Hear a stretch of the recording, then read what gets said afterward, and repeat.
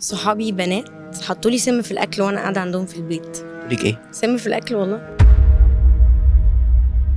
كنا مسافرين انا وصحابي البنات، فاللي هو قالوا لي ديانا احنا هنروح بالعربيه نجيب اكل، عايز تاكلي؟ قلت لهم لا مش عايز اكل.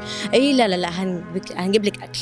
جابوا اكل اكنه ايه معمول في البيت، ادوني بالظبط 3 معالق في بقي كده، قالوا لي يا ديانا كلي، وهم ما كلوش منه خالص. بعديها بالظبط ب10 دقايق لقيت نفسي موتي. بموت خلاص، يعني رجعت 6 مرات بس. وبعديها بقى عرفت ازاي هي قالت لي كلمه غريبه، هي قالت لي يا ديانا انت لازم تنامي. قلت لها يعني ايه لازم انام؟ قالت لي هو كده لازم تدخلي نامي ريحي. بعدين قلت لها يا ستي انا مش عايزه. قالت لي لو ما نمتيش قسما بالله هتشوفي اللي ما يعمل. فعملت نفسي نايمه، ولقيتها بقى بتتكلم بتقول انا اللي حطيت لها سم في الاكل وانا عايزه اذي البت دي ومش عارفه ايه. قالت لها هي عملت لك ايه؟ قالت لها ما عملتليش حاجه بس انا لازم اذيها، هو كده. قمت بقى جريت، رمولي بقى الباسبور في البول عشان ما امشيش. نزلت المايه خدت الباسبور وجريت. قعدت بالظبط اسبوعين في البيت ما بتحركش من كتر ما انا تعبانه.